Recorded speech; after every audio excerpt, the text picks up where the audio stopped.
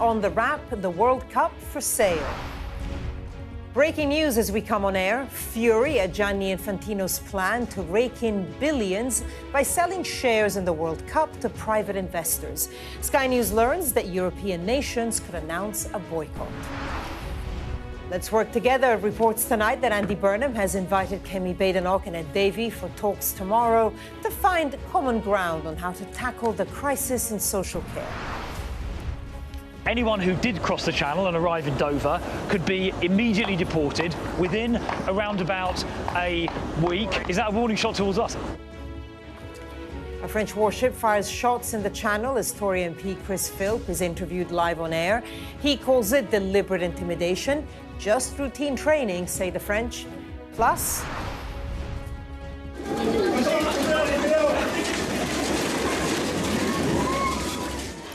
the moment a powerful earthquake strikes Japan, rescuers are working through the night to try and reach up to 30 people trapped at a shopping center and a paper factory. We'll discuss the day's biggest stories with the journalist and broadcaster Jenny Kleeman and the political commentator Adam Bolton. Plus, we'll take a first look at the front pages of tomorrow's papers in half an hour.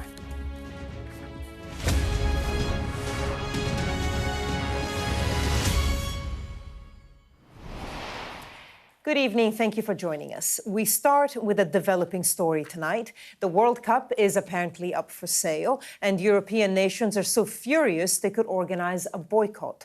Well, so too is the Prime Minister, Andy Burnham, who's piled in, saying football belongs to the fans. Well, I'm joined now by Adam, Jenny and John. Initial comments. Adam, what do you make of this?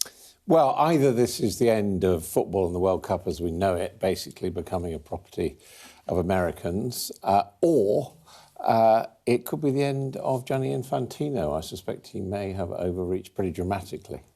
Jenny? Well, you can see that Infantino is Trump's protege. We had the hydration breaks and the halftime show and the bombastic statements to the press. This is just the next logical step for him of following the mould that Trump has created in America. This is an interesting acid test, really, for how far he can push things. It will be interesting to see what happens. Well, we are joined, of course, by our chief political correspondent, John Craig. John, what is it exactly that FIFA is proposing right now?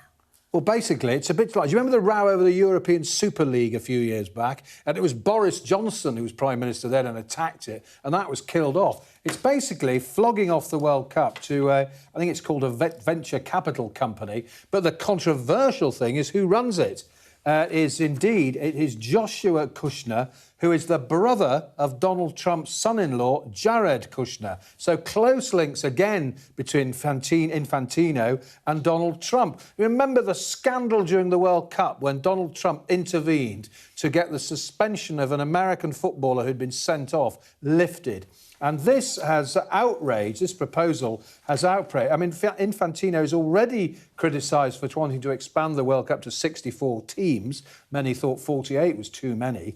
But here we are, just a week or so after the World Cup finished, all the allegations of favouritism towards Argentina and so on, and Infantino's role. And both the UEFA, Prime Minister Andy Burnham and Mr Infantino's predecessor, Sepp Blatter, are furious. Let me tell you what Andy Burnham, football fan as we know, has had to say. He says, "Let me say this very directly. Football does not belong to investors. It belongs to the people who fill the stands and who stand on the touchline week in, week out, rain or shine. The World Cup is not a product. It is the greatest competition in world sport. It was never anyone's to sell. Dress the deal up however you like. Once you've sold a piece of it, you've sold out.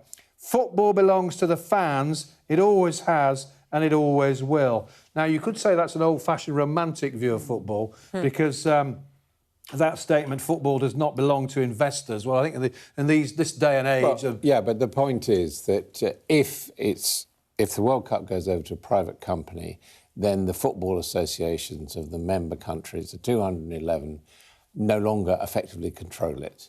And that is the shift away from the fans. Whether or not, you can say that obviously there are a lot of investors involved in football clubs, this would be a move of control away from the fans. So I think that, that is significant. I was thinking, though, when he says put fans who stand on the touchline, they don't do that anymore. Can I just tell you what UEFA have said?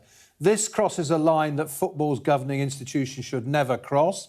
UEFA takes it extremely seriously. So should every national football association. So should every stakeholder, leagues, clubs, players, supporters, governments and everyone who cares about the future of the game. The soul and governance of football are not assets to trade, especially with zero transparency as to who gains financially. None of us are the owners of football. It is not FIFA's to sell. And significantly, Sepp Blatter, who, like Infantino, was a controversial boss of FIFA in his time, said the close relationship between the FIFA president and the US president has reached a financial dimension that is deeply damaging football. No one has the right to sell our game. Now that Andy Burnham has got involved, is this going to be his first clash with the American president? He did say in his television interview earlier this week he will disagree with Trump in public if necessary. He said, I can't say at any point say I won't take a different opinion from him. I will need to voice a different idea that's right for Britain. Well, yeah, could be the first clash over football, couldn't it? Shall I also add what FIFA say the money would be used for? Now, they say they'd create an optional programme and member associations could receive additional development funding for infrastructure, coaching, national teams, competitions, grassroots football and the women's game. So isn't that nice? Yes. Meanwhile, the Times is reporting that Infantino himself is due to profit enormously, personally, from this, as much as $10 million. I was just thinking there, it's extraordinary if Sepp Blatter is the voice of the moral... Because he was a person accused of corruption investigated. Exactly. Yeah. I mean, actually, we shouldn't be surprised by any of this. I was reading earlier on today that Infantino wanted to launch a FIFA crypto coin earlier on this year. This is absolutely out of this Trumpian playbook. He is in charge of a non-profit that is, has the potential for enormous profits. That's the path he's going to go down. But yes, it all depends on how everybody else reacts and how strong everyone is. And of course, the other thing is you mentioned the money that the members would get if they vote this through. The point is being made that they can sell their share, which is being put at 20 million market value, but potentially can be sold for much more, which is further selling control. And of course, a lot of them are very small countries indeed. I mean, we saw Cape Verde for the first time participating. So the temptation there to just cash in will be enormous, and that will mean that the control of the game will go away further from the members who are actually providing the teams. And as far as Infantino himself is concerned, what this really is it's the Americanization of football. In America, all the games, the basketball, baseball, American football, they basically belong to the owners who control the whole thing and make money out of them, exploiting them, as Andy Burnham says, as product. And each of those organisations has a so-called commissioner.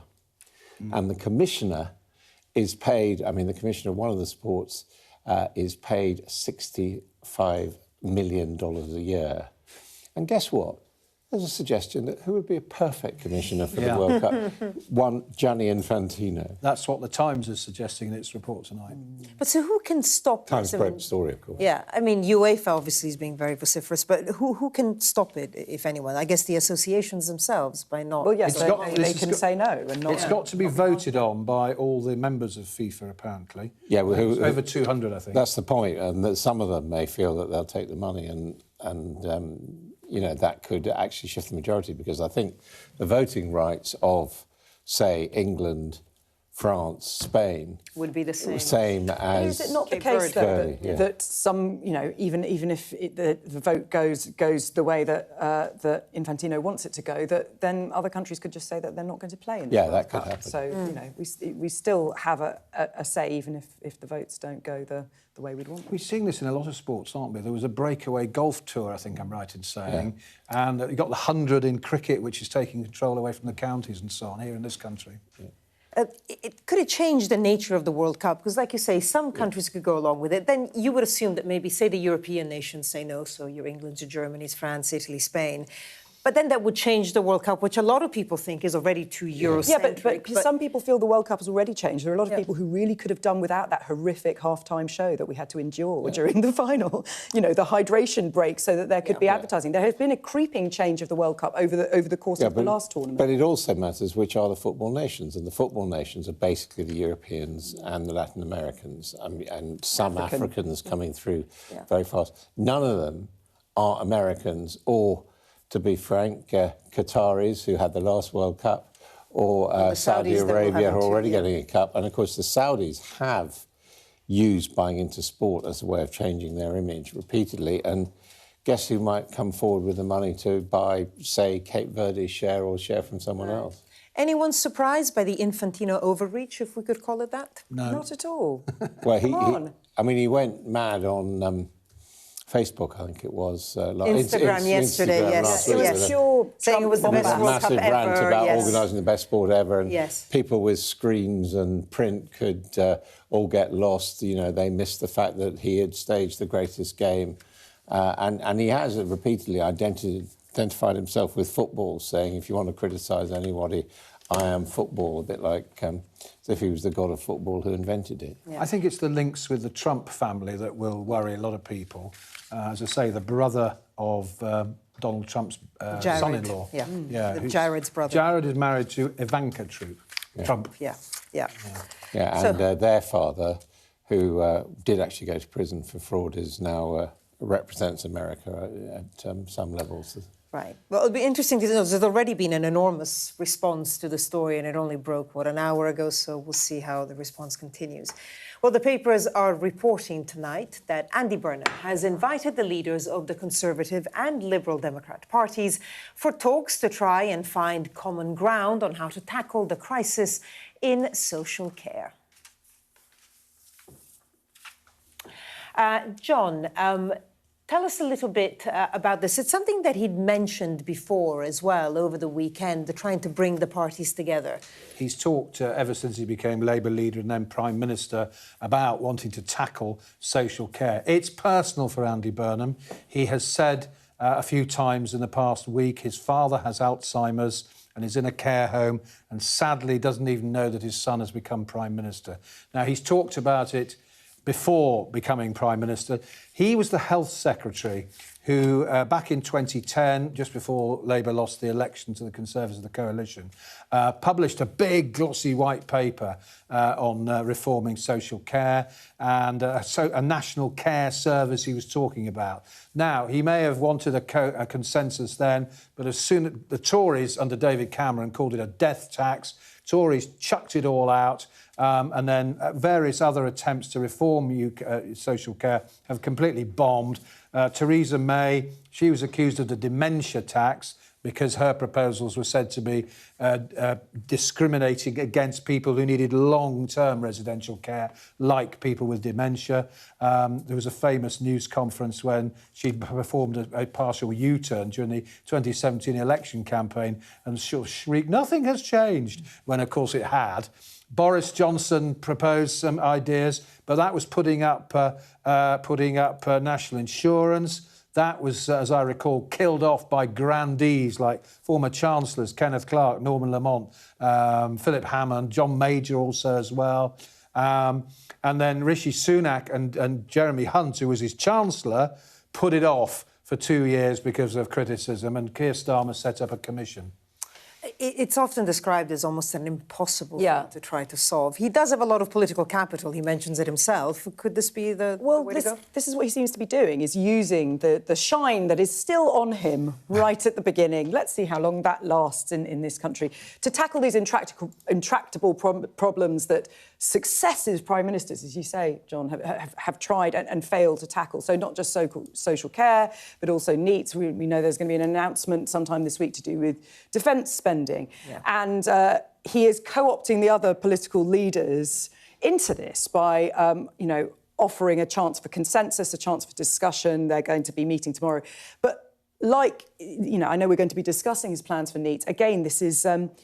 it's nice to see something that looks like boldness, but we don't know what the detail is on any of this yet. We don't know anything at all, apart from the fact that the will is there and that he says that he's prepared to make difficult decisions, but we don't know what those difficult decisions entail. I think the most significant thing about this at this stage is not so much that Andy Burnham is making a point of looking at things that have bedeviled successive governments.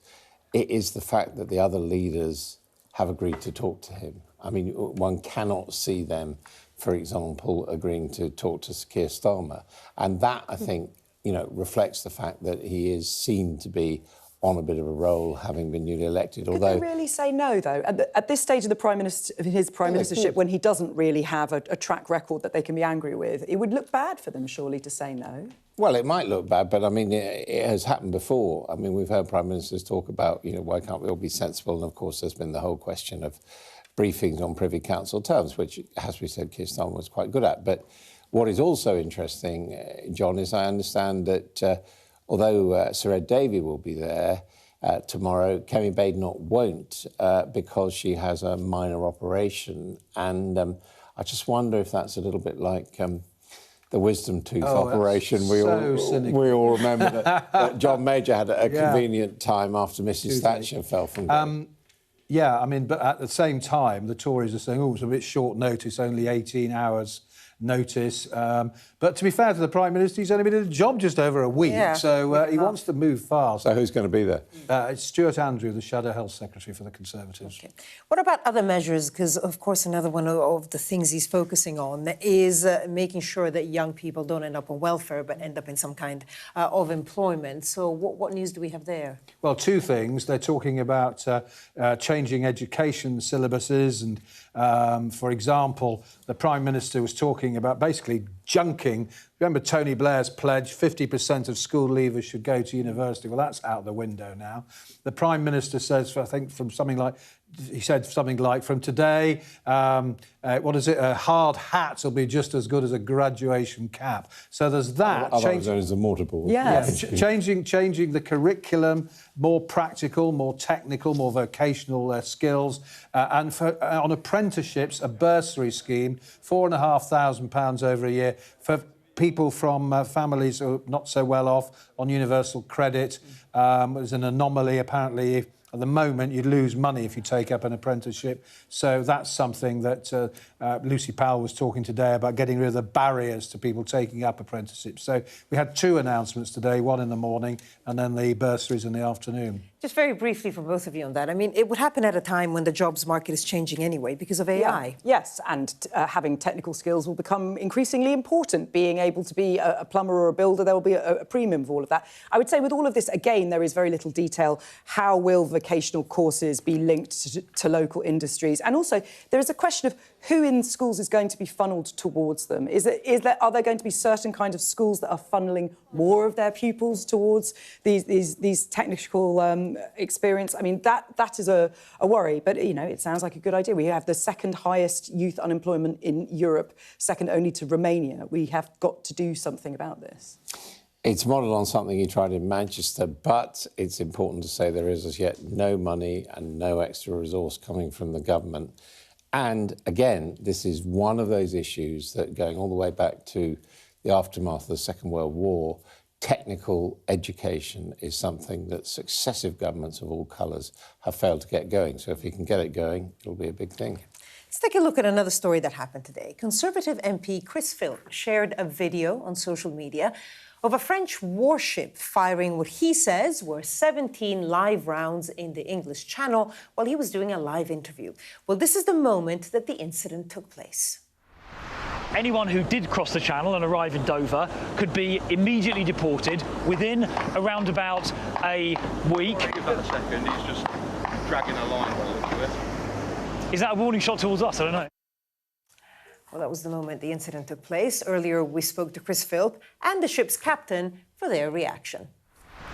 There was no warning given on the VHF radio, and they only fired the shots when they were in proximity to us. And I'm here with the skipper, actually, Matt. If you just turn the camera on. I mean, Matt, did you hear or see any warning?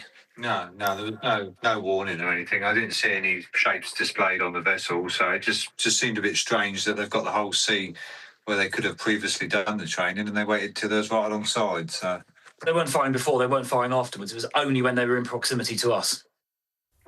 Bit of an odd one, this. What have you made of it? I would think, I don't know if I'm cynical here, but I think there was an element of delight with Chris Philp today that he could... That someone was shooting at him? Well, because they weren't shooting at him. The Times has a picture of the person with the gun firing what is very clearly in a very different direction to Chris Philp. Okay. And, you know, this is a standard training exercise. He wanted to say, he leapt on it, he wanted to say this was a plot to deter him, as if he was that important that the French Navy would go out and try and shoot him in the middle of the Channel. It's a nonsense, really. It's quite funny. We actually have reaction from the French Embassy, but I'd like your thoughts, Adam and John, first. Well, I think there's no evidence that the French knew that Chris Philp was there, or indeed who Chris Philp is. So, you know, this is a good break for him. I mean, the one thing I would say is, you know, fair enough, he can highlight his exciting day at sea. But frankly, even if they had been aiming at him with a handgun, I don't think they would have had any chance at that distance on the high seas. Of you saw a few splashes on the water. But what you did not see was him ducking like that, you know. So clearly it didn't look as though the bullets were being aimed at him. There was neither he nor his... the chap with him ducked at all or seemed to be taking any evasive action. Let's find out what the French Embassy said, shall we? They said, today, the French Coast Guard vessel Flamand conducted a small arms firing exercise off the coast of Cap Gris-Nez.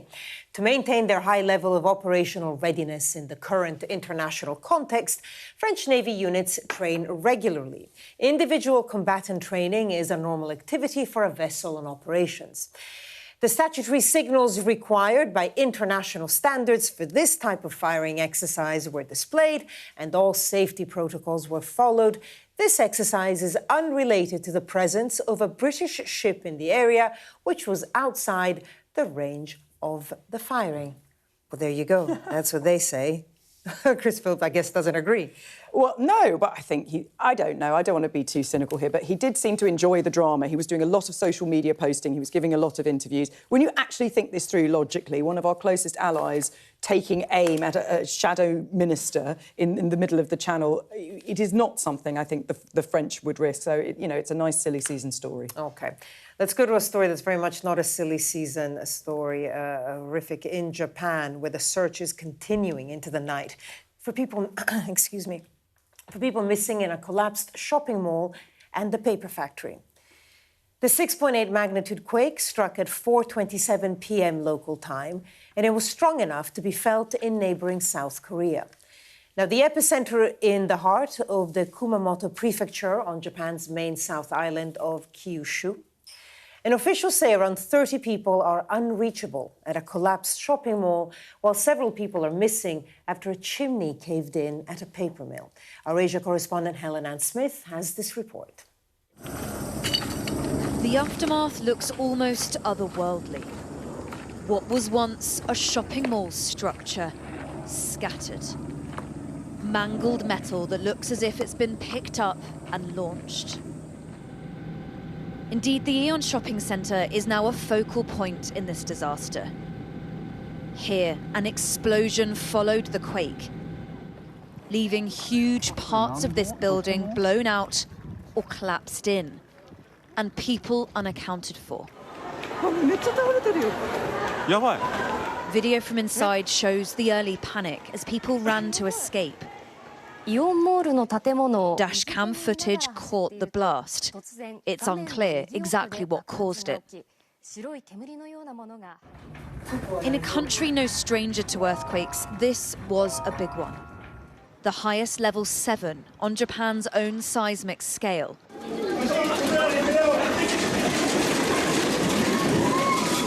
Throughout Kumamoto, people screamed and ducked as they shook. Just listen to the lingering fear. The initial shock was, I think, about 2 minutes or something, and it was quite big. I've never experienced that big earthquake, so I was not being able to stand still. So I was in holding rail or something. I feel like every 20 minutes, I feel like, you know, the land is shaking. An urban epicenter has heightened the impact. Damage to homes, roads and buildings. A train derailed from its tracks. Authorities have warned of aftershocks. Some 300,000 evacuated. We're currently assessing the damage and number of casualties, but there have been reports on injuries as well as power cuts, damaged roads, bridges and buildings. I ask all to take measures to protect yourselves. 10 years ago, this city saw an earthquake that killed dozens. But this is still a provincial place with many old and traditional buildings. Experience doesn't lessen the shock. Japan may be better prepared than most for events like this, but no amount of preparation could fully withstand such force, and the full cost is still being counted. Helen Ann Smith, Sky News in Beijing. A strong point there made by Helen Ann that obviously Japan is better prepared. If we think of the images we saw come out of Venezuela with that earthquake not long ago, where the buildings just collapsed. I mean, here, Japan obviously has structures built for it, but the devastation is still huge. Yeah, but also a populace that is prepared for it. I mean, I was struck by that picture of the office, everyone knowing what to do, get under the table, and also the really pretty calm demeanour of the Prime Minister, the new Prime Minister, the first female Prime Minister of Japan, just saying, look, it's happened, it's a major earthquake, we're doing what we can, but expect there'll be more earthquakes coming in the coming days. I mean, there is a degree, I think, of sang-froid and efficiency about Japan on these incidents. Yeah. I think it's hard for us to imagine in the UK what it must be like to experience an earthquake. It's so foreign as an experience to anything that we would ever... There was a minor one in Scotland, apparently. Well, we have minor ones, but not, proper buildings shaking. I think it is interesting that the buildings are built to withstand this kind of event, but I heard today that the shopping centre had only recently reopened because it had been... rebuilt following an earthquake, the shopping centre whose second floor had collapsed. That was caused, I think, by, it was a gas leak. Yeah. So the destruction was not actually the earthquake. Yeah, the major destruction was that massive explosion. Yeah, we're seeing the images. Yeah. But, as always with earthquakes, the impact and the toll of this will be revealed in the days to come. Absolutely. Well, looking ahead, coming up next, we're going to take a first look at what's making the front pages of tomorrow's papers. Stay with us.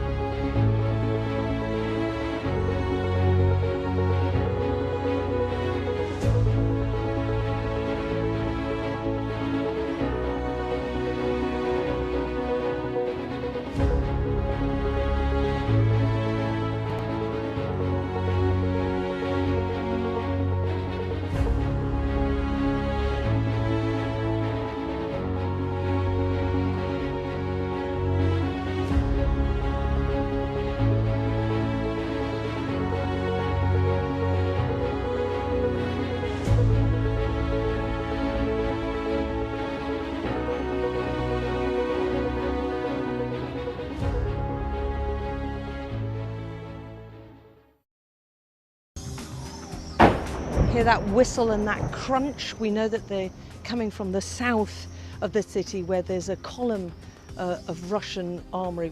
I'm Alex Crawford and I'm Sky's special correspondent based in Istanbul. Look at that sheet of flames, and that has happened within minutes, and now it's coming from both sides and it's moving this way.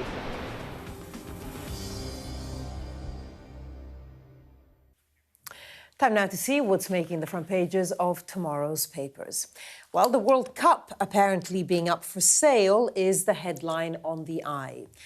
That's the story on the front of the Sun too, saying it could earn FIFA's boss Infantino tens of millions. The Star also leading with that one. UEFA tells FIFA's Infantino tournament is not for sale. The Guardian leads on the Prime Minister unveiling plans tomorrow on his strategy to improve social care. The Telegraph reports that health officials are drawing up plans for a 1.8% levy on earnings to fund social care reforms. The Express also leads on the story with figures from Age UK that 2 million older people are having to live without the necessary social care help. Shake-up of social care to lock out private firms, that's the headline on The Times. The Metro leads with Andy Burnham's plans to offer a £4,000 bursary to young people as an incentive to take up vocational training. That's also the lead story in tomorrow's Daily Mail, which calls it Burnham's benefit bribe. The Prime Minister is seeking private sector deals to boost the economy is the lead story on tomorrow's Financial Times. Meanwhile, on the front of the Mirror, the mother of a Royal Navy sailor missing since 1986 issues a direct plea to the double killer that she believes murdered him. OK, let's take a closer look at all the front pages now with Adam and Jenny. And let's start with that story that we spoke about at the top of the programme, of course, the FIFA and the World Cup being for sale. The front page of The Sun. FIFA plot to flog off World Cup to investors. Bid earns millions for Trump pal Infantino. I mean, interesting that the story broke again, like, what, an hour and a half ago, and already on the front pages, Adam. Yeah, yes, indeed. I mean, the story originally broken by the Times newspaper, but everyone has picked it up. Interesting, too, that the Daily Star has already gone moral, World Cup sinners rather than World Cup winners, with a big picture there of Infantino and Donald Trump. This is something that's quite extraordinary, because if Infantino were to get away with this, he would be going against the major football nations, the Europeans and the Latin Americans, although we haven't heard much from them, and basically using his leverage with Donald Trump to, as Andy Burnham says in his statement on this on social media, to try and turn football into a product rather than a sporting competition, as people have always understood it. I mean, the other thing that's interesting about the front page is, unsurprisingly, they're using pictures of Infantino with Donald Trump, because there's the issue of the move itself and sort of flogging it off to investors. But then, of course, there's the link to Trump and the brother of his son-in-law. So Joshua Kushner was Jared Kushner's brother. Yes, and, Infantino has long been portrayed as the baddie, and obsequious when it comes to Trump. There was the FIFA Peace Prize when Trump failed to win the Nobel Peace Prize. Of course, The Sun and The Star are going to go with this on the front pages because they know their audience. And, there's been a kind of, it seems, universal reaction, or at least within the UK, a national reaction to all of this, of this will not do. FIFA is supposed to be a non-profit. Once you bring these tens of billions of dollars into it, it becomes a completely different game. And, we're at a crunch point here. Either the World Cup is going to change entirely, or this is the end of Gianni Infantino. But, how the whole question is, what would it take for him to be toppled? He seems to be in quite a strong position there. Well, he's up for re-election as president of FIFA, but everyone assumes that has been in the bag. But I think this is so controversial that people coupling this with his sort of heavy post on social media, just saying, everyone missed the point, and he had staged the greatest event in the world, which incidentally is parodied in The Guardian today by Marina Hyde, their columnist. I think there are people Spectator magazine, for example, is already saying they think he may have overreached himself with this one. And of course, he's identifying himself with Donald Trump, who has monetarised for his family and friends every aspect of policy.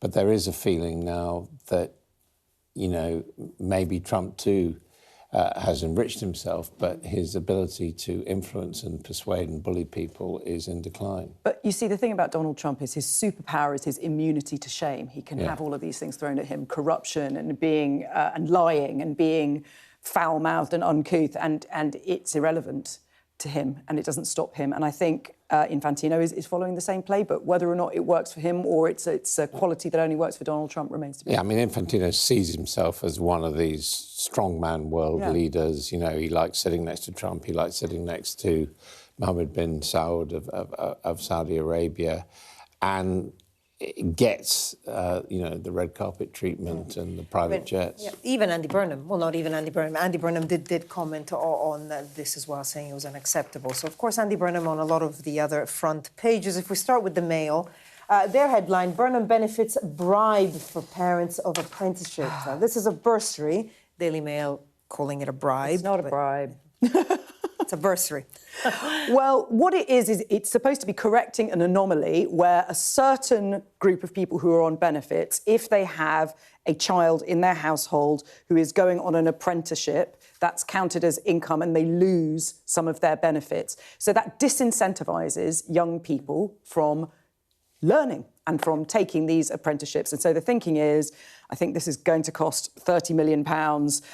It is a measure that will allow people to, a certain small number of families to not be risking £4,500 loss, to have that paid to them so that their kids can go off and learn skills. It is a sort of seen as a short-term measure that will have long-term benefits. But these kinds of headlines are going to make people incredibly angry. Again, the problem that we have with young people not being in employment, education and training is that a lot of them have been on benefits. There's something like 24% of people, I think it's 40% of people under the age of 24 who are NEETs have never had a job. And then that means that the likelihood of them being long-term on benefits is massive, and so there is an issue with that. With the benefits not in employment, education, training. I mean, Pat McFadden, the welfare secretary, says this is only a very small group of people because this anomaly only happens basically if the entire family is on benefits, no one's working, and on top of that,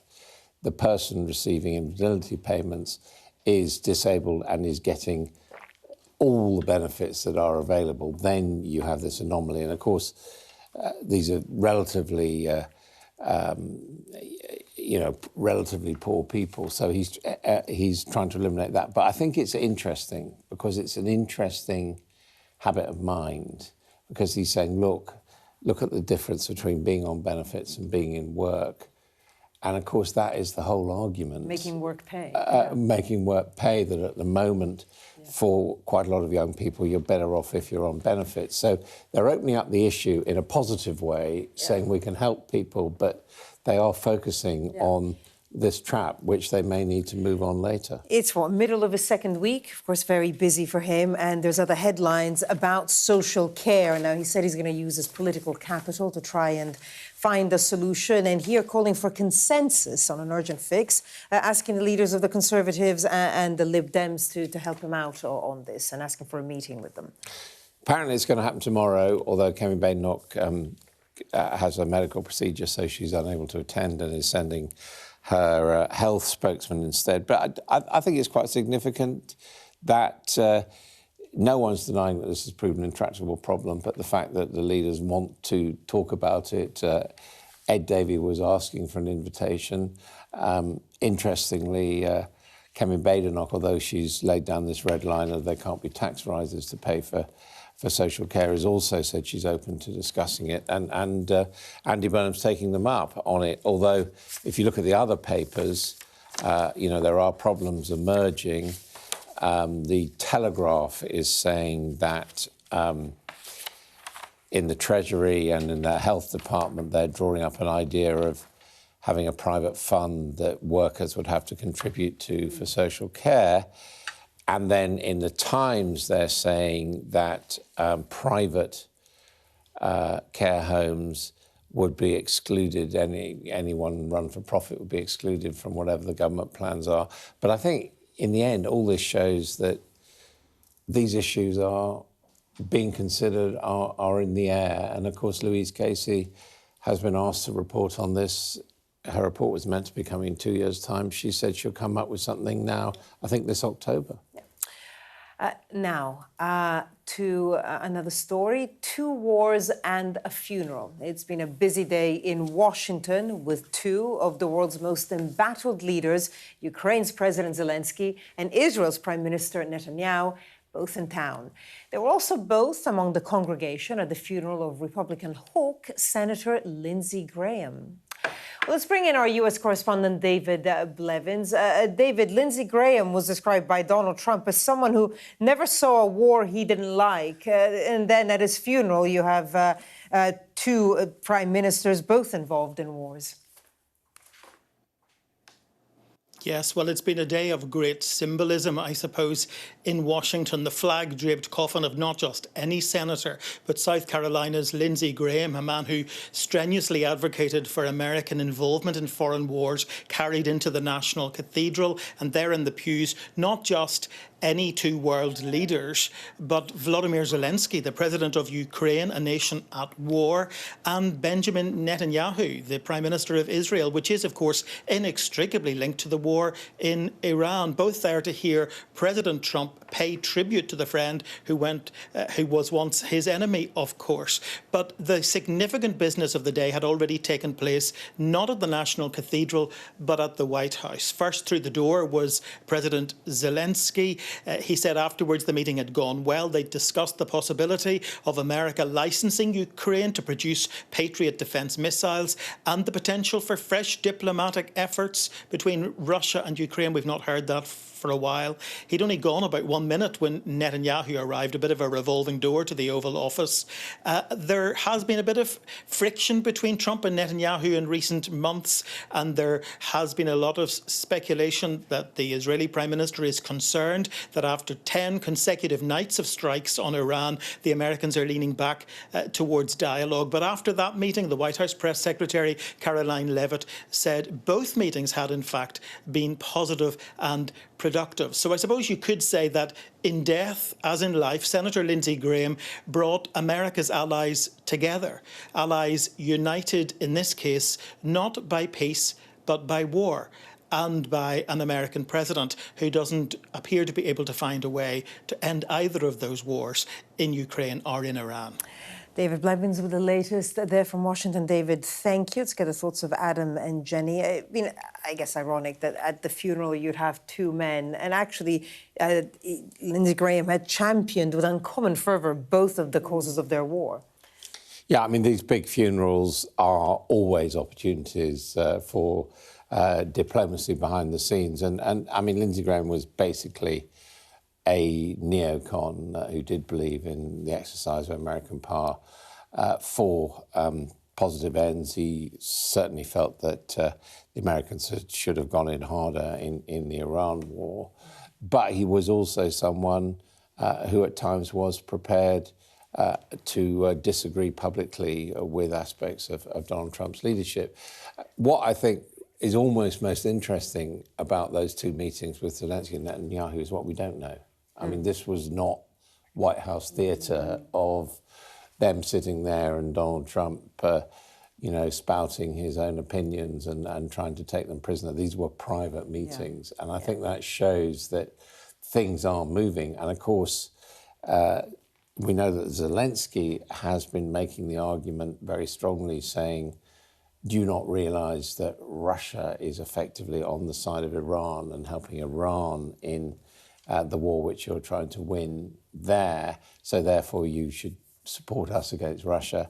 But also, of course, Zelensky has, with Ukrainian drone technology, contributed to the defence of the UAE nations and Saudi Arabia, offered them assistance and help. So he is, playing this big game as well. And because of Russia showing how the 2 wars are now overlapping, really. Yes, and I think Zelensky has been very smart. He knows how to handle Trump now. He knows to thank him on social media. He also knows that after that appalling meeting in the Oval Office that none of us will ever forget, where Donald Trump said, "You don't have any cards," he has some cards now. And he's deploying them, showing them. And it's not just that he can make the point about the links between Russia and Iran, but he's also been gaining some ground in the war. And so he knows that Trump likes strength. He also knows that Trump likes being thanked, and he's doing very well. I mean, it'll be interesting to see if anything does come out of these closed doors meeting. You know, how much we hear of what actually was said. Now, coming up on the wrap, can the European wildfires be contained as the continent gets ready for another spell of super hot weather?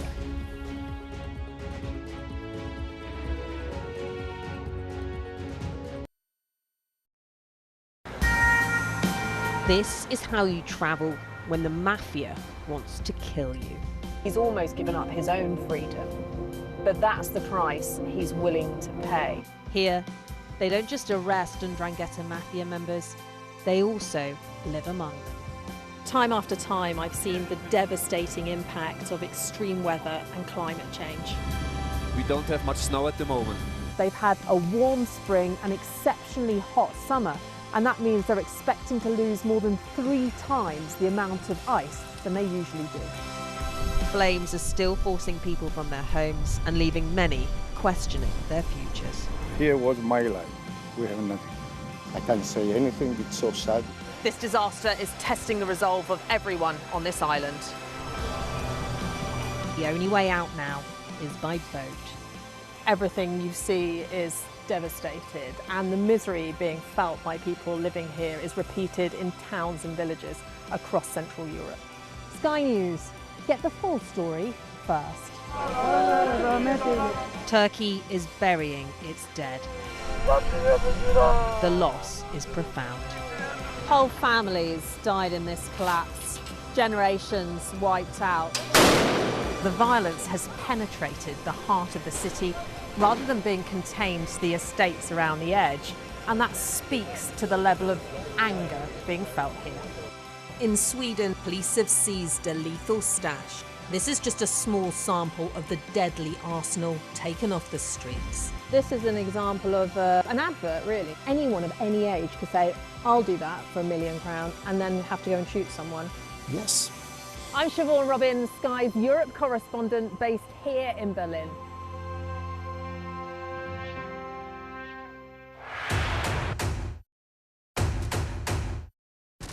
The cameras are poised here, there, everywhere. The day those present would never forget. First question, Sky News. Do you hate the thought of losing to him? I hate the thought of losing to anyone. Historic day here today. They are pushing forward. They dashed to the water. Wait, what country are you from? The UK. Why don't you go back to your country? Huge questions to be grappled with. That is totally unprecedented. Been quite some day. Let me start with breaking news. The best thing about being a Sky News journalist? I'm going to take you behind the scenes here for Election Night Live. They have gone up and up. Being a Sky News journalist. Ed Conway, Sky News, is anyone going to talk to us? Mortgage rates did go up very sharply during your time in office. Here it is. First off, just the scale of what we're looking at. Our data shows it's been happening. Question is, why it hasn't been stopped. Jubilation in the streets, while some emotional. This is a political victory for Prime Minister Modi and his Hindu Nationalist Party. I'm Neville Lazarus, and I'm Sky's reporter based in Delhi. Companies like these are helping India in its trajectory to be a serious player in space exploration. Sky News, get the full story first. Bring you some breaking news. We've just seen a post on X by Ed Davey, of course, the leader of the Liberal Democrats, who had been invited by Andy Burnham to discuss social care with Kemi Badenoch. Now, she can't come to the meeting tomorrow. Apparently, neither can he. This is what he said. I'm with my family in France, and as people know, I have a disabled son who needs 24/7 care. So I can't come back in Westminster tomorrow, can't be back in Westminster tomorrow, but I look forward to meeting Andy Burnham over Zoom. home. I'm hopeful this call may prove to be the first step towards fixing our broken care service. So not many people showing up to that meeting with Andy Burnham. It's a bit like the Clacton by-election, isn't it? You've got a big bit of theatre and the supporting actors are not turning up. Or at least he's going to be there on Zoom, but it means there isn't going to be pictures, there isn't going to be a photo opportunity. It's going to have less of an impact than perhaps Burnham. Wouldn't they have known that he was in France? Well, I mean, normally before you announce that you're going to have a meeting with people, you tend to check whether they're going to be available. Yeah. This looks like maybe a first sort of presentation snafu of the Burnham team. On the other hand, I suspect people will be critical of both Davey and Kemi Badenoch for not taking up the invitation. Okay. Now, firefighters in France are working around the clock to contain wildfires that have forced more than 220,000 people to flee their homes before a new heat wave pushes temperatures higher once again. Sky's Alex Rossi reports now from southwestern France. From the air, the fire leaps across the countryside in glowing ribbons. In this area, the blaze is advancing with the certainty of the tides. These are no longer isolated incidents, and resources across the region are being stretched to the limit. We've got a major flare-up behind us and two smaller ones out front, which require a massive deployment of aerial and ground resources in a place that's difficult to access. The scale of this disaster is difficult to absorb. Fires are burning across areas measured in tens of thousands of hectares. This conflagration is now 4 times the size of Paris. There is a real sense of unease now across this region. The weather is changing again. It's extraordinarily hot. And you can feel the wind as well. It's whipping through this area now. You can see how much destruction there is in this part of the forest. They've managed to get the flames under control, but look over here. You can see as the wind's picking up again, it's starting. And the speed with which the flames move is startling. Places that were once green turned to charcoal and ash in the space of a few hours. These images, captured by a firefighter, show the ferocity of the flames as they're fanned by the windy conditions. And what stands out is the relentlessness of this disaster.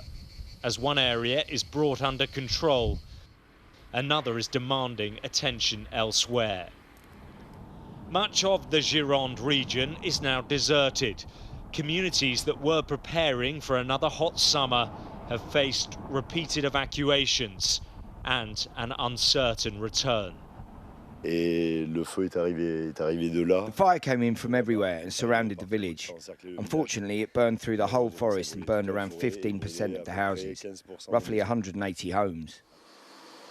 In the coastal town of Lacanau, holidaymakers and residents forced to leave, with the fires quickly creeping ever closer. Fire crews from across the continent are now working together, but with wildfire seasons becoming longer and more destructive, this is now a test of Europe's ability to respond to a changing climate. Alex Rossi, Sky News, Southwest France. I mean, Europe has never really seen these sorts of fires, and now they're going to get another heat wave, I think the 3rd or 4th of the summer, which is going to make it worse. Well, so are we tomorrow, supposedly. But I think what's interesting there at the end, Alex, saying how there's been a across the continent response with fire services. And, of course, they're not just fires in France, they're also in Spain and Italy as well. And, you know, it's sobering for us because if it happens here, because of Brexit and not being in the EU, there's not an automatic response system of other countries coming to our aid. So I think we're going to see disaster planning and planning for fire being yet another thing stacking up in Burnham's in tray. I think we have to stop calling them heat waves as well. This is just summer now. I mean, this has been feels like a continuous heat wave. I remember not that long ago when it being 30 degrees was really, really hot and really unusual. We had 40, what, 3 years ago? Yes, 43 years ago. And then, you know, now when it's 30 degrees, it's like, yes, this is the summer. Okay. And it's amazing how quickly things have changed. There's a cartoon, one of the papers, of a grumpy old man sitting in the chair and his children saying, at least we'll stop him banging on about the summer of 1976. There you go. Well, let's take a quick look now at what the weather is going to be like for us. You're looking happy. Well, the forecast looks good. So you've sorted the travel insurance then? All Clear Travel Insurance sponsors Sky News Weather. Well, the heat across southern Britain will peak tomorrow with a high of 35 degrees Celsius possible in the southeast. Most places will have a muggy and dry start to the day, but the north and west will see showery outbreaks of rain. Central, southern and eastern England will be sunny through the morning. Elsewhere, expect more cloud. Stay with us. We'll have more on the wrap at the top of the hour. All Clear Travel Insurance proudly sponsors Sky News Weather. What's the best thing about being a Sky News journalist? Who's funnier? Being a Sky News journalist. A special edition of The World with me, Yalda Hakim. Pakistan had the right to respond. You're like, what? Historic day here today. Congratulations, this is a huge moment. But what happens now?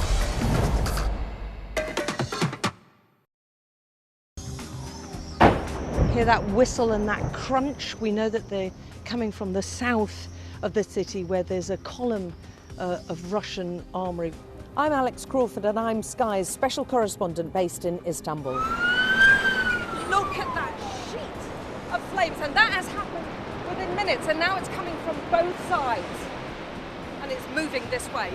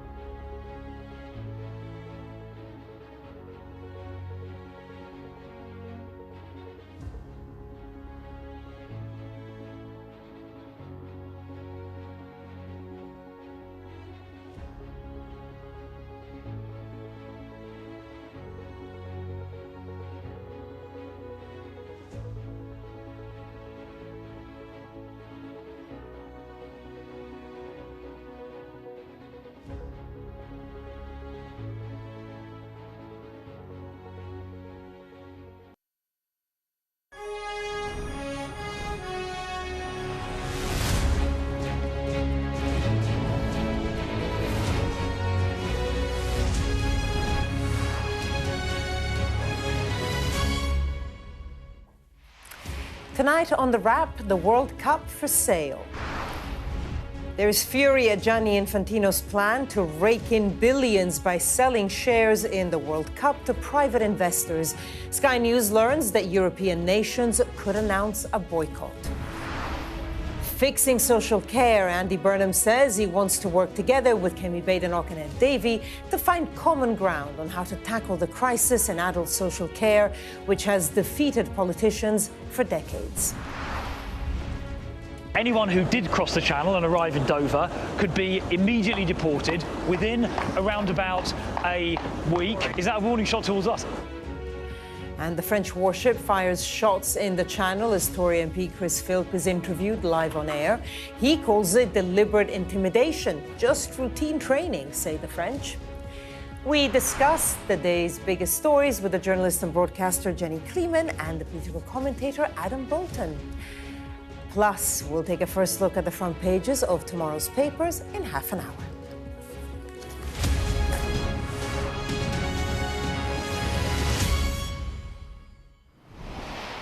Good evening. Thank you for joining us. We start with a developing story tonight. The World Cup is apparently up for sale, and European nations are so furious they could organize a boycott. Well, so too is the Prime Minister, Andy Burnham, who's piled in, saying football belongs to the fans. Let's get quick comments from Jenny and Adam. What do we make of it? I think this is a pretty big story. It's about selling the competition to private investors who might decide that why not have a World Cup every year or whatever. Very significant that the European nations are already saying, well, in that case, we may boycott the World Cup. Either, I think, the World Cup is going to become, basically the property of rich Americans and members of Donald Trump's extended family. Interesting that Andy Burnham is now sort of almost challenging the Trump family over this. Or I suspect it might be the end of Gianni Infantino. Jenny? And it shows how much Trumpianism has transcended politics and gone into football, because you have Infantino, who seems to want to be as immune to shame as Donald Trump, as willing to exploit every possible asset. And it remains to be seen whether or not this will be a step too far, whether or not the European nations who are so far expressing outrage can actually stop this from happening. John Craig joins us as well. John, what is it that FIFA is proposing exactly? Basically flogging off the World Cup to a venture capital company. But what is particularly controversial is the fact that this company, it's called Thrive Eternal, was set up earlier this year, is run by Joshua Kushner, and he is the brother of Donald Trump's son-in-law, Jared Kushner, who's married to Ivanka Trump, one of Donald Trump's daughter, or the only daughter, I'm not sure. And it's the links between Gianni Infantino... Yeah, there's Tiffany as well. There's two, yeah. It's the links between Gianni Infantino, which was so controversial during the World Cup, that makes this such a potent row, really. You'll remember during the World Cup there was outrage when President Trump intervened to get the suspension of an American player who'd been sent off in a match. Bellingham, yeah. The suspension overturned, and that caused a huge row. All sorts of allegations about favouritism of the Argentinians and so on. And what has this really... It's happened just a week or so after the World Cup final. It's happened really quickly. Clearly, it looks like a deal cooked up between President Trump and Infantino. And there is outrage from, for example, UEFA, from Sepp Blatter, a former FIFA president, and, most significantly for us, Andy Burnham, who has said this, writing on X. The World Cup is not a product, he says. Let me say this very directly. Football does not belong to investors. It belongs to the people who fill the stands and who stand on the touchline week in, week out, rain or shine. The World Cup is not a product. It's the greatest competition in world sport. It was never anyone's to sell. Dress the deal up however you like. Once you have sold a piece of it, you've sold out. Football belongs to the fans. It always has, and it always will. Now, you mentioned UEFA's reaction as possible threat of a boycott. In a statement, UEFA have said, this crosses a line that football's governing institutions should never cross. UEFA takes it extremely seriously. So should every national football association. So should every stakeholder, leagues, clubs, players, supporters, governments and everyone who cares about the future of the game. The soul and governance of football are not assets to trade, especially with zero transparency as to who gains financially. None of us are the owners of football. It's not FIFA's to sell. Now, that, you could say, is predictable. Less predictable, perhaps, was the action from Sepp Blatter, the former boss of FIFA, who was not uncontroversial during his time in office. Well, he'd been accused of corruption and investigated and then not convicted, though. He says the close relationship between the FIFA president and the US president has reached a financial dimension that is deeply damaging football. No one has the right to sell our game. Now, as for Mr. Burnham, of course, earlier this week in a television interview, he said he will disagree with President Trump in public if necessary. I can't at any point say that I won't take a different opinion from him. I will need to voice a different idea that's right for Britain. So, could this be Burnham and Trump's first clash? It could be, but before that, I think it's intra-football. Let's just say what FIFA claims that this would be used for. So they say that the capital raised would be used to establish an optional program that member associations could use to receive additional development funding of up to $20 million. And, of course, then they could use it for infrastructure, women's football, whatever they wanted to. How does that change the dynamic? It doesn't change the dynamic. I mean, we can all see this for what it is. It is trying to turn football into the way sports are run in America. The Times is reporting that Infantino himself looks set to earn tens of millions of dollars should this go ahead. It is being dressed up as being good for football, and of course it would be dressed up that way to make it more palatable, but I don't think anybody is fooled by this. And when you've got Sepp Blatter taking the moral high ground, you've really got to worry about how murky this is. He did it before, during the World Cup, actually. But it also, I mean, it's worth pointing that, yeah, it's saying this could bring more revenue into football, which, frankly, is not much sign it really needs it. But also, the money coming in, the countries... members' countries can actually sell their share to private investors. So presumably they wouldn't get the money and the private investors would then get the money. And while we're talking about corruption, I referred to this earlier on, Joshua and Jared Kushner's father is a New Jersey real estate developer called Charles Kushner, who served 14 months in federal prison for tax evasion, illegal campaign contributions and witness tampering. And... guess what? Donald Trump's now appointed him as ambassador to France. OK. But I suppose we could separate... Good research. Very good. We could separate into the scheme itself and the links to Donald Trump and the brother of his son-in-law. So what do you think is the bit, I mean, to all of you, which one is the bit that's most offensive, do you think, to UEFA, to others, to Sepp Blatter?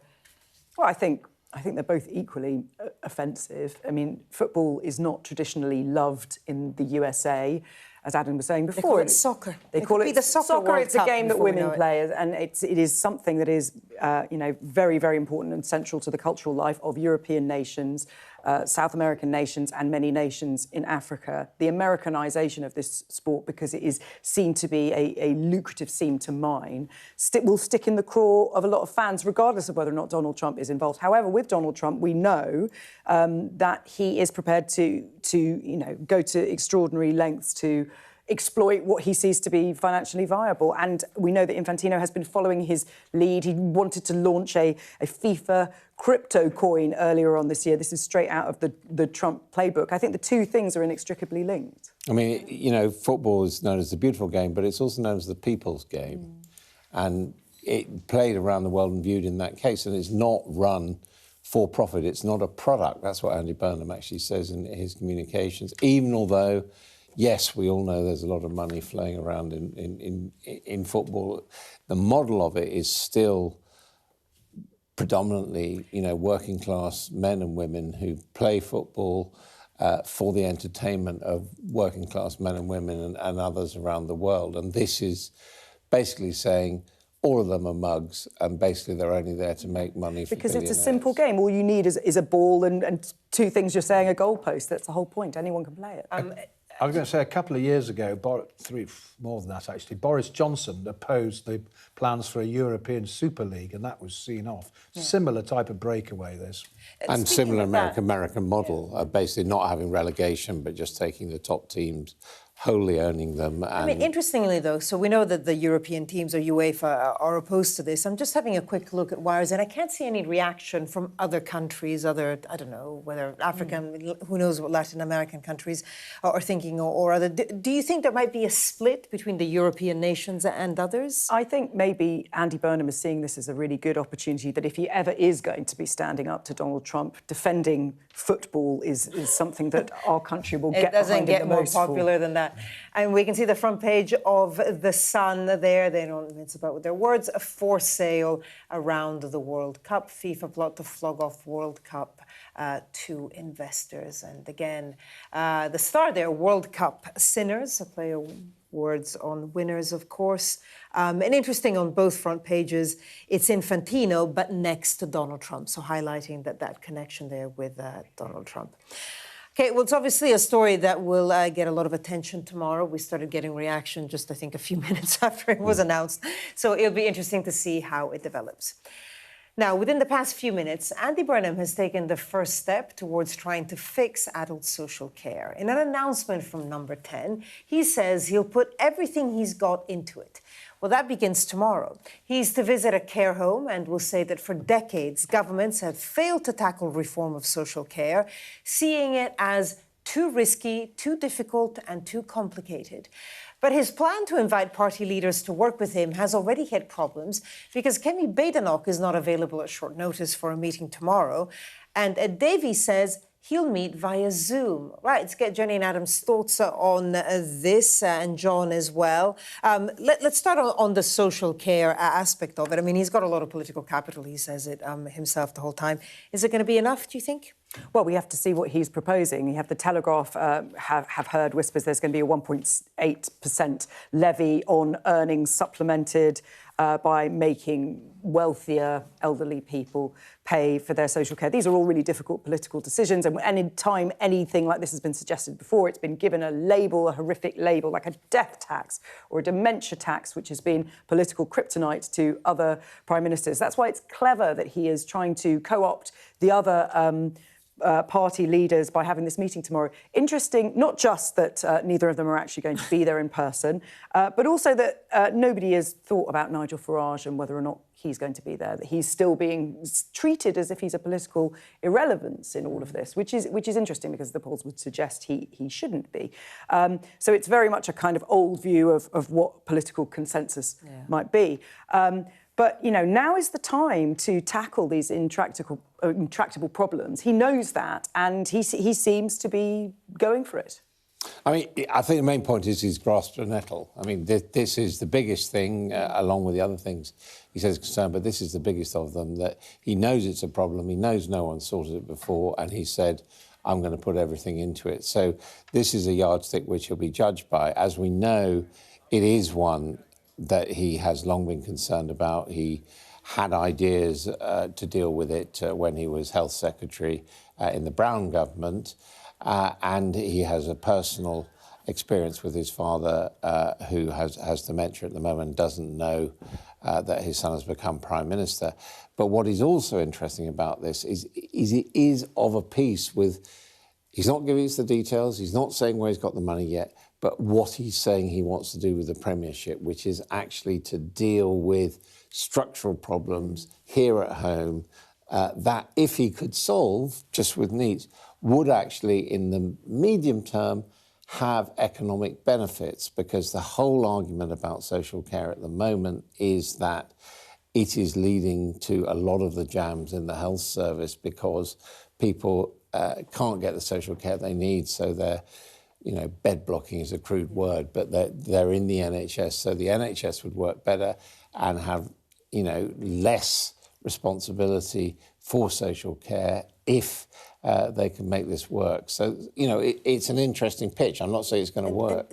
John, is there any indication of what the actual plan might be? Well, there is a suggestion that there'll be some sort of levy. I mean, in previous governments, previous prime ministers, both Boris Johnson and Rishi Sunak, when Jeremy Hunt was Chancellor, they talked about putting up national insurance. I don't think that's probably will work very well, given the controversy about Labour doing that for employers already. I mean, what he's saying ahead of he's making a big speech tomorrow. He says it's time to draw a line under people playing politics when the human cost of that means carers struggling, families paying the price, our NHS buckling under the strain. Bed blocking, as you say. It comes down to a choice. We can carry on passing the problem to the next generation, or we can face it head on and work together, build a care system that gives people dignity, security and the support they deserve. Now, on working together, what's going to happen tomorrow in terms of the meeting is that they're not all going to be in a room together. Sir Ed Davey has let it be known he's in France caring for his son, who I think has various special needs. He'll be on Zoom. Kemi Badenoch cannot attend because she's got a pre-planned minor operation. Stuart Andrew, who is the Shadow Health Secretary, he's going.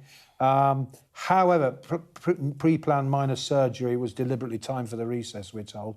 However, the Tories have hit out. One source has said, if Burnham was serious about working cross-party, he would have given us more than 18 hours' notice for a 30-minute meeting during recess, and the invitation wouldn't have been immediately press released. It's almost like it's only being done for show. Well, that doesn't sound very consensual, does it? No.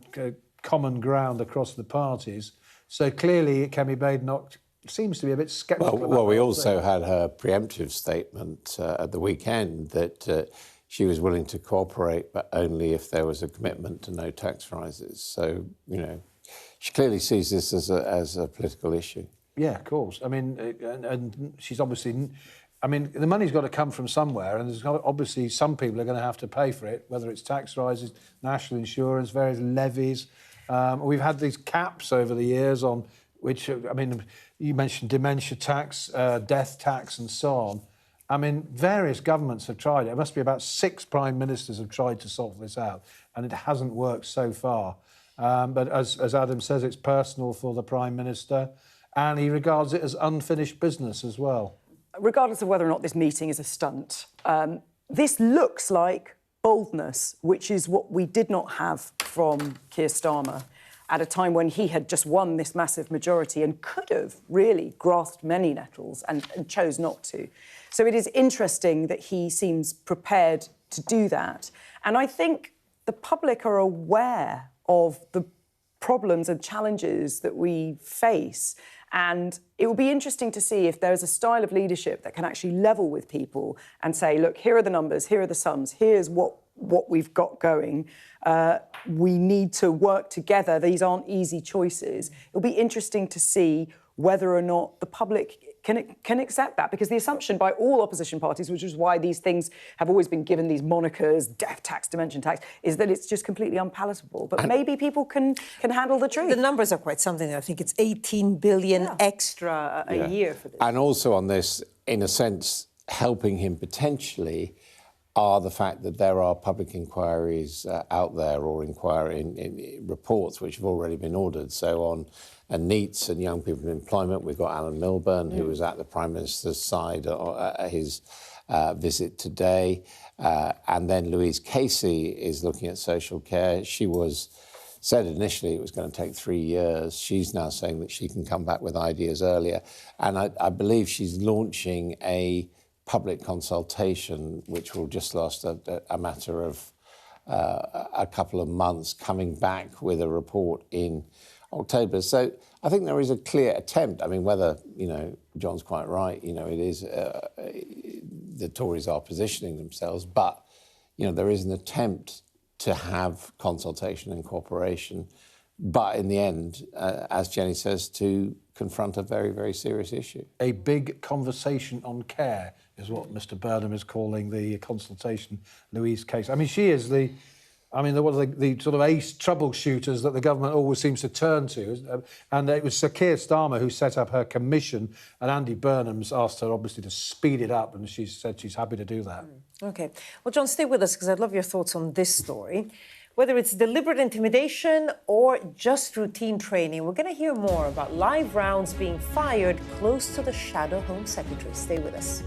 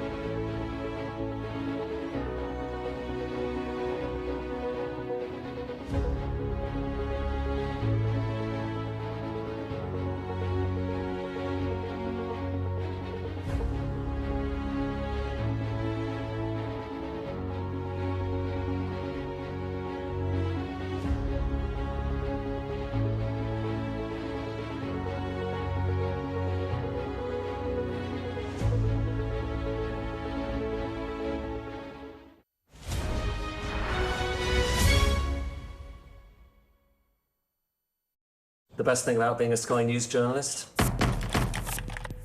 I'm going to take you behind the scenes here for Election Night Live. They have gone up and up. Being a Sky News journalist. Ed Conway, Sky News, is anyone going to talk to us? Mortgage rates did go up very sharply during your time in office. Here it is. First off, just the scale of what we're looking at. Our data shows it's been happening. Question is, why it hasn't been stopped. Jubilation in the streets, while some emotional. This is a political victory for Prime Minister Modi and his Hindu Nationalist Party.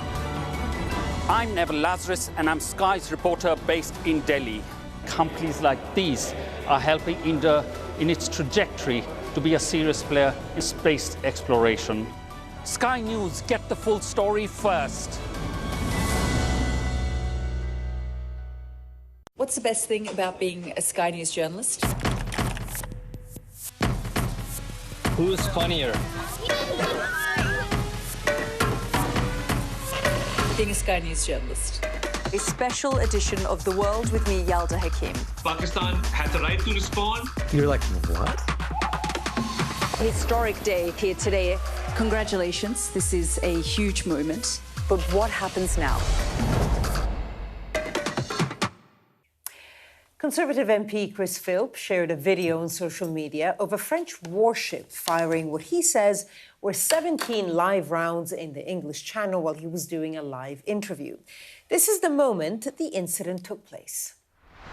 Anyone who did cross the Channel and arrive in Dover could be immediately deported within around about a week. Give that a second, he's just dragging a line by the look of it. Is that a warning shot towards us? I don't know. Well, earlier we spoke to Chris Philp and the ship's captain to get their reaction.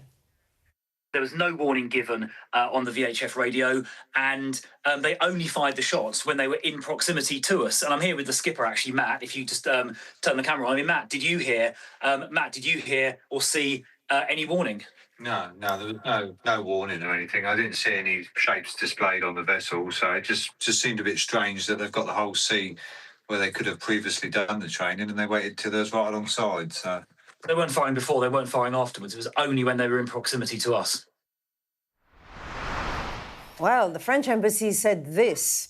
Today, the French Coast Guard vessel Flamand conducted a small arms firing exercise off the coast of Cap Gris-Nez. To maintain their high level of operational readiness in the current international context, French Navy units train regularly. Individual combatant training is a normal activity for a vessel on operations. The statutory signals required by international standards for this type of firing exercise were displayed and all safety protocols were followed. This exercise is unrelated to the presence of a British ship in the area, which was outside the range of the firing. The words there, of the French embassy. It's quite a surreal story, Elizabeth. What are your thoughts? Well, if they hadn't fired the shots, I don't think we'd be talking about Chris Philp's trip to the Channel. You know, I mean, he can make what he likes of that. I mean, it appears that the French didn't know who Chris Philp was there. They probably didn't know who he was. They say, as you've just said, that they followed the normal protocols. They weren't aiming at him. And even if they had been, they wouldn't have hit him at that range. So, you know, it's amusing. They might, I think, have apologised and just said, we're sorry that, you know, a British politician was alarmed, but we haven't had that. But maybe they've done that privately. The fact that on his own social media, which you showed, he put it up with gunshot every time there was any kind of crack of fire. He could tell that part of him was thinking, can I make capital out of this? Is this my Trump in Pennsylvania moment? But there are images released, they were in the Times Online today that I saw, that the gun was being pointed in completely the opposite direction to him. And you can see from the pictures we're looking at now that when the gunshots actually went off, they didn't feel particularly threatened. So this, to me, looks like a very exciting day for Chris Philp, an opportunity to get on the news and to get discussed on social media. But I don't think anyone there really believed that this was some sort of targeted assassination on the part of our allies in France. No, probably not. John? The first thing I noticed was they didn't duck. I mean, if you think you're being fired at, you'd probably do that, wouldn't you? I didn't think they were being fired at. And he claimed in an interview he did with Sky News with our colleague Jane Sacker that he witnessed the French helping migrants, whatever, get onto boats and get across to the English Channel. Because that's why he's actually in the Channel anyway, giving this interview on a boat. He said that the Belgians, I think, were turning them back, but the French were helping them come across the Channel. That's what he's claiming. But, I mean, as for being fired And so he's suggesting that the French were shooting at him because of that, or he's just... He says they wanted to deter him. Yeah, but I think it's also the case that the rate at which people are crossing the Channel is down quite significantly. His argument, as he talks about the weather, he says the only thing that stops the boats is the weather. I mean, what do you mean? It's lovely weather at the moment if you're going out to sea, it seems. You called it a silly season story. I mean, we could call it Carry On Up the Channel. Yes. On that note, John Craig, John, thank you. Right, it's time now to see what is making the front pages of tomorrow's papers. Well, the World Cup apparently being up for sale is the headline on the Eye. And that's the story on the front of the Sun too, saying it could earn FIFA's boss Infantino tens of millions.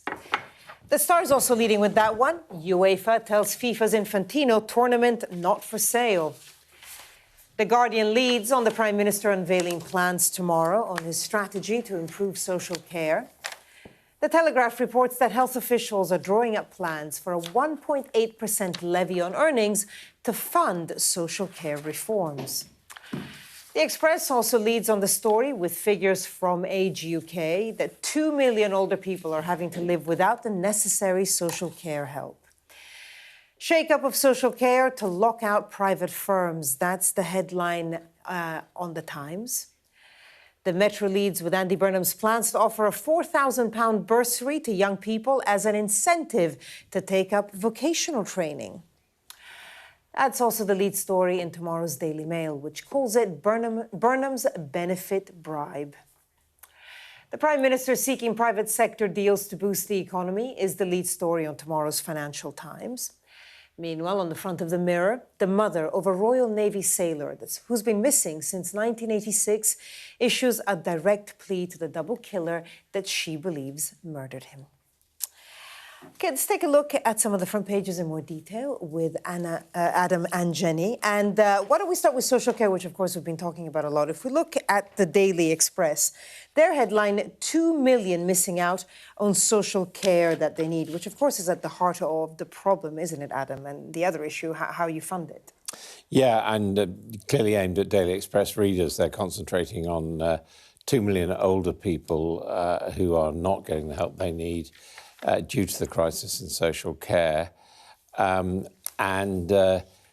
This is really something which Andy Burnham has now put high up on his priorities with this speech today, saying that, yes, there is a problem, this is part of it, and he's going to have some kind of national care service, and the other newspapers are looking at possible aspects of how it might be paid for. I think it's quite clear that we're going to get discussion initially rather than firm ideas from Andy Burnham. Well, the Times is a specific angle. Today. One of the things you're talking about, shake-up of social care to lock up private firms. They're saying concern over taxpayers actually funding for-profit homes to deal with the issue.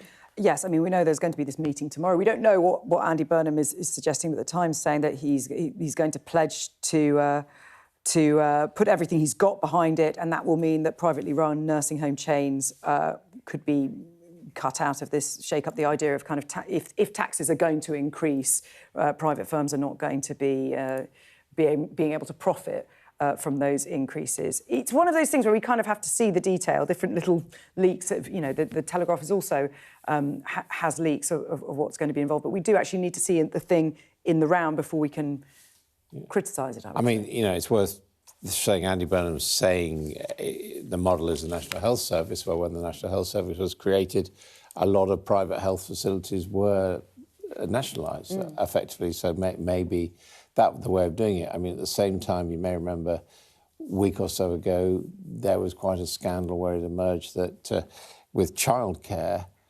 some private providers looking after children at risk were really charging quite extraordinary amounts of money. Making huge profits. And clearly there'd be no point in having that. Let me just stop you there to bring you some breaking news that's coming in to us from the US military. They're saying the IRGC, so the Revolutionary Guard of Iran, launched multiple ballistic missiles from Iran on US forces based in the Middle East. They're saying that at 5:45 p.m. Eastern time today, so it's US time, the IRGC launched multiple ballistic missiles. I think they're also saying that all Iranian missiles were successfully intercepted. Yes, and just repeating that line there. So that just coming into us now. And we had seen a lull in fighting. We had seen, I think, a suspension of US attacks on Iran, I think, the past 2 or 3 nights. The previous 13, we'd seen multiple attacks. And now the US saying the IRGC is attacking various forces based in the Middle East. Doesn't specify where, but, it could well be, Bahrain, Kuwait, Doha, who knows. And this is a war that Donald Trump was saying in March was going to be over very soon, going to be over in weeks, just like Ukraine. It just goes to show these are difficult, intractable problems in very complicated parts of the world that you can't just go in and take over and assume that everything's going to be all right. And of course, it coincides with the Netanyahu, Prime Minister of Israel, being back in the White House today. Maybe they want to send a signal about that. Who knows? Yeah, it's interesting. Obviously, we're monitoring developments there. Let's go back to the discussion that we were having about social care and the way it's covered in the papers. Or actually, if we go to the FT on the front page, where Burnham seeks private sector deals in growth push, so still needing to convince private equity firms that he cares about them. Yes, I mean, this is the whole issue, is that Burnham is trying to be all things to everybody at the moment, although he is taking difficult decisions. It's the business secretary, John Reynolds, is trying to calm private investors and show that growth is still very much part of the plan. That he knows that the government plans need investment. Again, this is early days in the Burnham Prime Ministership, but he can see he knows that this is the sector he needs to appeal to. Yeah, and I mean, it's interesting contrast with that Telegraph story saying that he wants to keep out the private sector from social care, because the point which Jonathan Reynolds, who's resumed as business secretary, is trying to make is that actually, if you look at Andy Burnham's track record, he's not just a take everything into public ownership person, because even the famous B buses are actually still run by the private sector under the supervision of the Greater Manchester. So, you know, the message is that, yes, Andy Burnham does want to work with private business. And, of course, Britain's economic problem, the search for growth in this country, will only come if the private sector is prepared to invest. Jenny, you'd mentioned that it was interesting that actually Burnham invited the Conservatives and the Lib Dem to this meeting, because it kind of harks back to a time when it was mainly those three parties. And I say that because Zach Polanski is in trouble. If we look at page 10 of the Eye, he has been warned by Pat McFadden, Labour's Work and Pension Secretary, of course, about being careful about what he posts on social media after he sort of reposted, or I think he was added on as a collaborator on an Instagram post that contained a picture with quite a, I think it was a picture of Farage, or there was a statement about Farage and a guillotine next to it. So obviously the kind of thing you don't necessarily want to repost if you're a leader of a party. I think Zach Polanski is online a lot. He's on social media a lot. He reposts things a lot, and he has used social media to his advantage. If he is somebody who is leading a political party and wants to be the Prime Minister one day, he is going to need to take more care about what he reposts. And he should not be reposting anything that can be seen as an incitement to violence, particularly so soon after the murder of Anne Widdecombe, but at all he shouldn't be doing it. That said, the reaction of Reform saying that he should be reported to the police, I think is quite extraordinary, especially given Reform's claims about censorship of social media in the UK. You know, you've had Farage going to the US and talking about, the lady Connolly who tweeted about burning down asylum hotels, and that she has been a kind of cause celeb for them. There's a whiff of hypocrisy about the extent to which they have reacted to this, but nonetheless, Zach Polanski needs to watch what he's doing on. I mean, this is the world we live in. My instincts are that people ought to be allowed to make fair comment, and even sometimes if it's a bit colourful. I mean,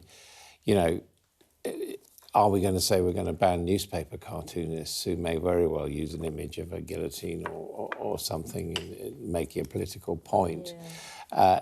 Increasingly, I'm afraid we are moving in that direction where people get cancelled. I suppose here the issue is just the reposting, which of course you do a lot on social media. Yeah. But also there were several photographs, so it wasn't that he reposted. Carousel, he was invited to collaborate on a carousel of about 20 photographs, of which one of them was this. The idea that anybody is going to take this as direct incitement to murder. No, but you get called out on this. I mean, I retweeted a joking remark that someone had made about Keir Starmer, and the Labour Party actually phoned up and asked me to take down the tweet. So, which I did. So, these things happen. But you did?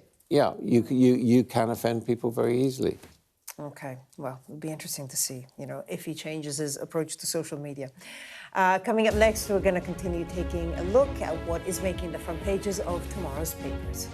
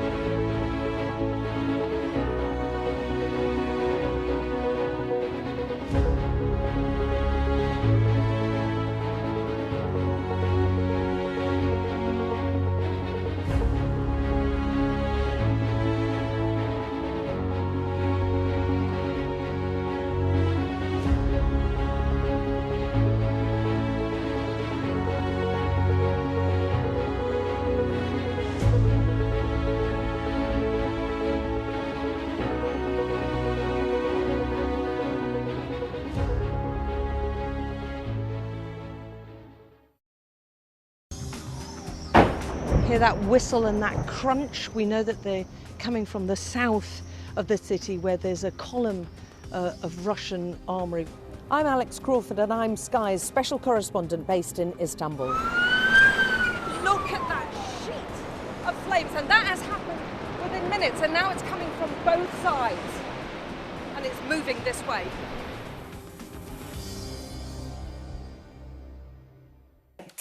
Before we go back to the papers, let me just bring you an update on the story that we broke a little bit earlier. We've had confirmation now from CENTCOM, US CENTCOM, that Iran has launched missiles at US bases. They're saying at 5:45 p.m. Eastern time today, which I think is about 10:45 our time, so about an hour ago, Islamic Revolutionary Guard Corps forces launched multiple ballistic missiles from Iran in an attempted surprise attack on US forces based in the Middle East.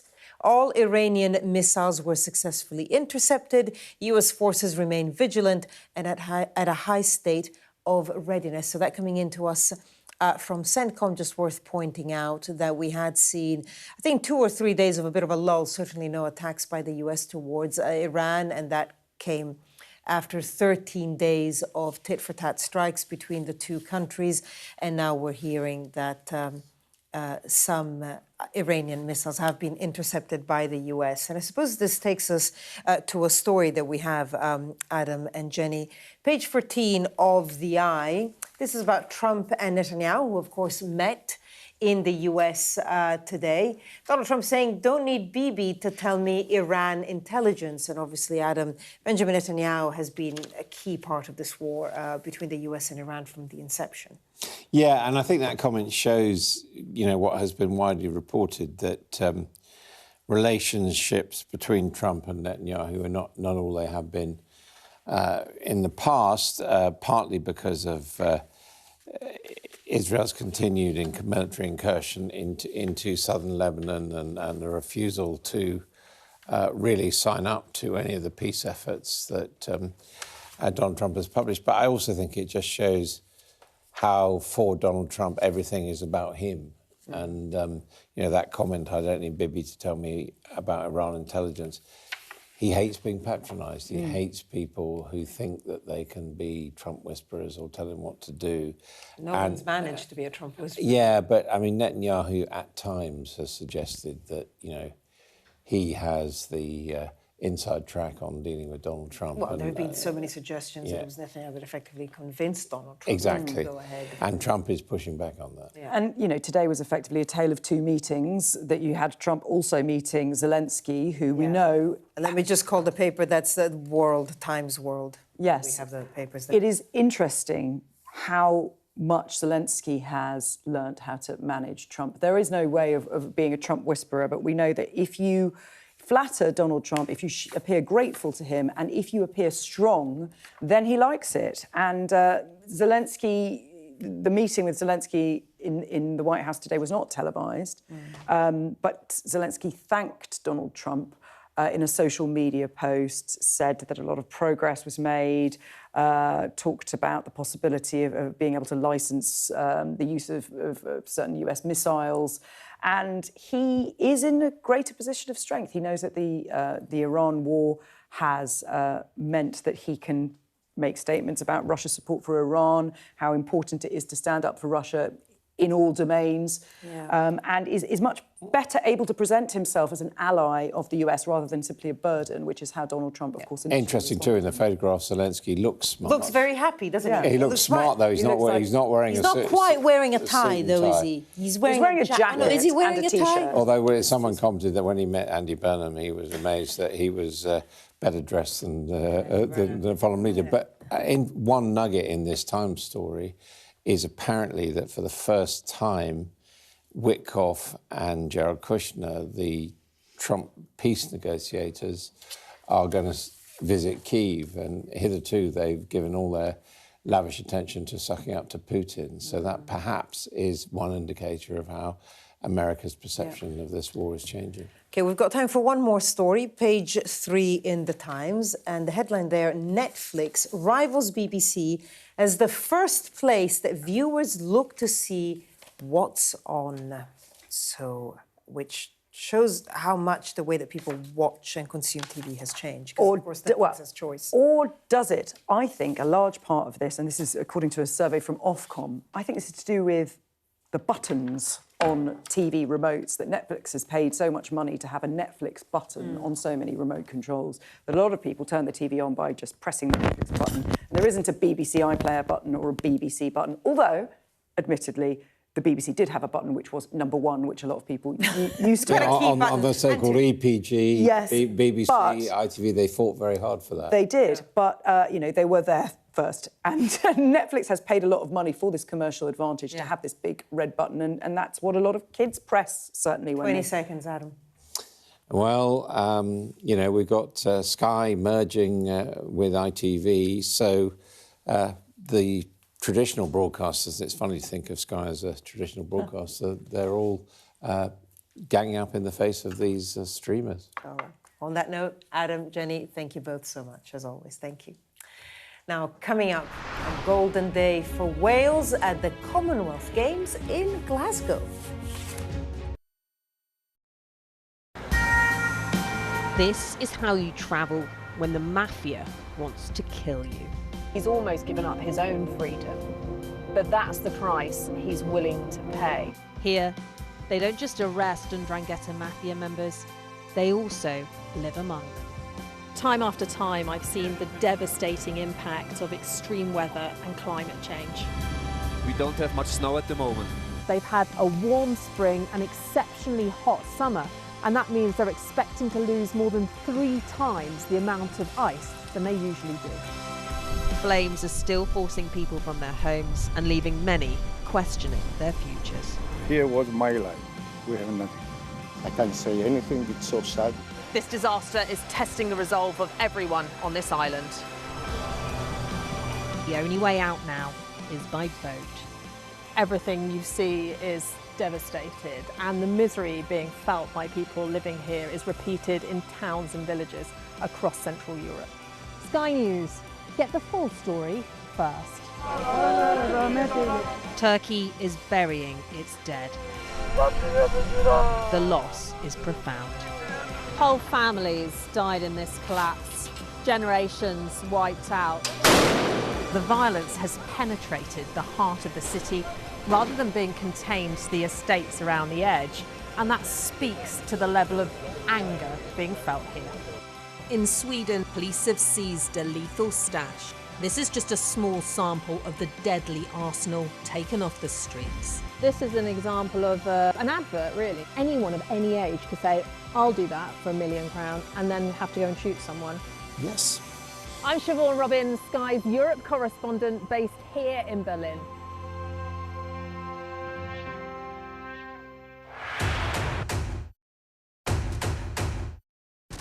The cameras are poised here, there, everywhere. The day those present would never forget. First question, Sky News. Do you hate the thought of losing to him? I hate the thought of losing to anyone. Historic day here today. They are pushing forward. They dashed to the water. Wait, what country are you from? The UK. Why don't you go back to your country? Huge questions to be grappled with. That is totally unprecedented. Been quite some day. We start with breaking news. The best thing about being a Sky News journalist? I'm going to take you behind the scenes here for Election Night Live. They have gone up and up. Big Sky News journalist. Ed Conway. Sky News, is anyone going to talk to us? Mortgage rates did go up very sharply during your time in office. Here it is. First off, just the scale of what we're looking at. Our data shows it's been happening. Question is, why it hasn't been stopped. Jubilation in the streets, while some emotional. This is a political victory for Prime Minister Modi and his Hindu Nationalist Party. I'm Neville Lazarus, and I'm Sky's reporter based in Delhi.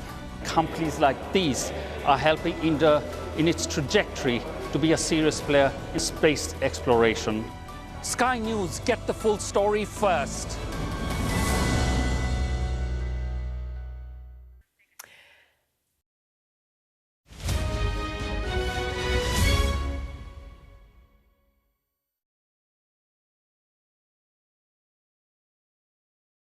Right, here we are. first day back, I suppose. It kind of feels like, doesn't it? How is the feeling? Because everything feels quite new around here. Now, of course, first day of pre-season with the full squad outside on the pitch today. And the first team meeting talking about our season ambition and who we want to be. It's been a great day, and of course I'm very excited, yeah. How does it feel? It feels odd coming here. I haven't been shouted at by Katie McCabe or given a big hug by Beth Mead. There is a different feeling here today. Yeah, you'll get them at some point, just not around Arsenal. Yeah, of course, they are legends of the club on what they've done for Arsenal, and for me it was a pleasure working with them as well. In both of them there's so much football intelligence, and learned from them, and I think Katie with her leadership, her vocality on the pitch, same with Beth, very energetic, vocal on the pitch. Of course we'll miss that, but yeah, it's a new season and we have a lot of great players coming in, and there will be new dynamics, and we have a lot of leadership in the squad as it stands, and then it's always interesting in the group dynamics, how are these different roles going to be filled with the squad that we have right now, but it looks really, really good. The decision to sort of transform the squad, to move on from certain players, to kind of maybe get a bit younger, was taken some months ago. Was there any kind of nerves about sort of the process whilst you were going through it, especially at the end of the season when your team was playing well? Yeah. Nerves, I don't know what word I would use, but you're always, because it's decisions for the player, for the team, for the club, and you want to make sure that for all parties involved the decisions are right. So of course there's been a lot of thinking going into these decisions. If I would say it's made me nervous, I don't think so. But yeah, I'm just really happy with Beth and Katie, the way they've ended their Arsenal time, because I think they've been playing on a really high level and have been really important for us. Likewise for Laia Codina, Vic Belova. Manuela was, of course, unfortunately out with an injury, but all these players hopefully feel like the end of their Arsenal time has been positive. But you haven't, lots of clubs, I suppose, when they were sort of going out and starting a new structure, would have gone out and probably signed a load of young players, but you've signed quite a few players at their peak, or certainly sort of hoping to be at that peak. Was that a conscious decision? Yeah, so of course there's a lot of different factors that we look at when we go and recruit and build a team that we think can be most successful for us. They need to be good fits for us. So how I see the game growing, athleticism I think is really important because the game becomes faster. So explosive actions, you have to be able to deliver.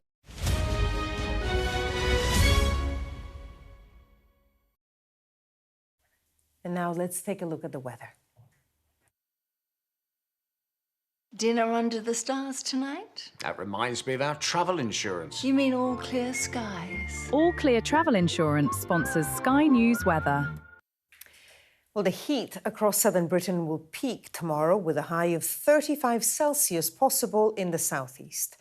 Most places will have a muggy and dry start to the day, but the north and west will see showery outbreaks of rain. Central, southern and eastern England will be sunny through the morning, but elsewhere expect more in the way of cloud. A few showers are likely, but parts of Ireland and Northern Ireland will see more general rain moving in. Much of England and Wales will be very warm and humid, hot in the southeast, but most other places will be cooler. The afternoon will see rain clearing into southern and eastern Scotland, and that will leave most other places fine, but the far northwest will keep the risk of showers. Thursday will be cooler and fresher just about everywhere, with a scattering of showers over Scotland. All Clear Travel Insurance proudly sponsors Sky News weather. Well, that was the wrap. Thank you for watching. All the top stories coming up right here on Sky News. Good night.